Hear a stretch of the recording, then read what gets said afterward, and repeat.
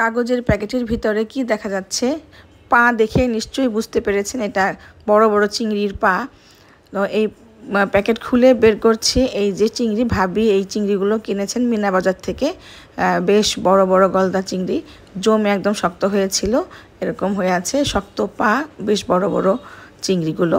তো অনেকগুলো চিংড়ি ছিল, এগুলোকে আমরা প্রথমে পানিতে ভিজাবো। কিছুক্ষণ পানিতে ভিজিয়ে রাখার পর নর্মাল হলেই পরে আমরা এটাকে পরিষ্কার করে নেব। মূলত আমি চিংড়ির পরিষ্কার কীভাবে করতে হবে এই বড় চিংড়িগুলো সেটাই দেখাচ্ছি আজকের ভিডিওতে। এই বড় চিংড়িগুলো একদম পানিতে ভিজে সবগুলো ছেড়ে দিয়েছে। এবার আমি একটা চিংড়ি হাতে নিলাম, দেখেন এটার পাগুলো, এটার পা, এই বড় পাটাও একটা খাবারের আইটেম হয়।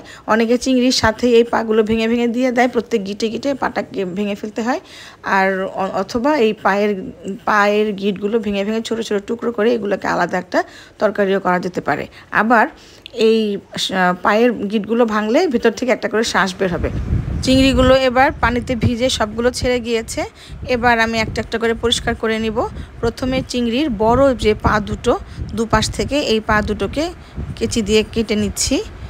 এবার এটা কাটার পরে যে বাকির অন্যান্য যে পায়ের 5 জোড়া পা আছে এগুলোকেও সবগুলোকে কেটে নিব। এই তো পায়ের কাঠগুলো কেটে নিলাম। এবার সামনের অংশে আসছি, চোখ দুটোকে ফেলে দিতে হবে, খুব ভালো করে চোখ দুটোকে ফেলে দিব। এবার চোখের সামনে যে মাথার সামনে যে শক্ত অংশটা, চিংড়ি যেহেতু এটা অনেক বড় চিংড়ি, এটার খোসা তো বেশ শক্ত, আর এই সামনের চোখা অংশটাও অনেক শক্ত। এটা হলো চিংড়ির আত্মরক্ষামূলক একটা অঙ্গ। তো এটাকে ভেঙে নিব, এটা বেশ শক্ত ধারালো, লাগলে হাতও কেটে যেতে পারে। এটাকে দুই পাশ দিয়ে চোখা করে কেটে এটা ফেলে নিলাম। এবার চোখের সামনে থেকে যে দুটো অংশ আছে, আবার ওই যে শুং আছে, এগুলো কেটে নিলাম। বেশ শক্ত, যেহেতু বড় মাছ বেশ শক্ত। এটা কাটার পরে মাথার এই অংশটা খুলে যাবে। এখান থেকে মাথার ভিতরে একটা ময়লার পুঁটলি বের হবে, সেই ময়লার পুঁটলিটা আস্তে করে বের করে নিতে হবে। এবং এর ভিতরে ব্রেন থাকে, অনেকে আমরা না বুঝে একদম ব্রেন সহ ফেলে ভেতরটা একদম ফাঁকা করে ফেলি পরিষ্কার করে, ওটা করা যাবে না। এই ময়লার পুঁটলিটা খুব সাবধানে বের করতে হবে। এই যে পরিষ্কার হয়ে গেল।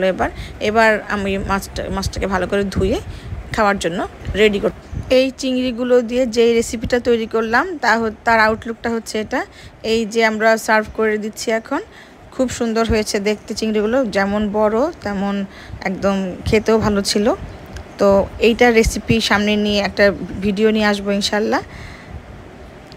চিংড়িগুলো মাথা সহই দিয়েছি। অনেকে চিংড়ির মাথাও খোসাটা ফেলে দিতে পারেন, অথবা মাথাটাও ফেলে দিতে পারেন, শুধু চিংড়ির বডি দিয়েও এই রেসিপিটা হয়। এটা হচ্ছে চিংড়ির মালাইকারি। তো আমরা আগামীতে চিংড়ির মালাইকারির পুরো রেসিপি নিয়ে আসবো ইনশাল্লাহ। সে পর্যন্ত সবাই ভালো থাকেন, সুস্থ থাকেন।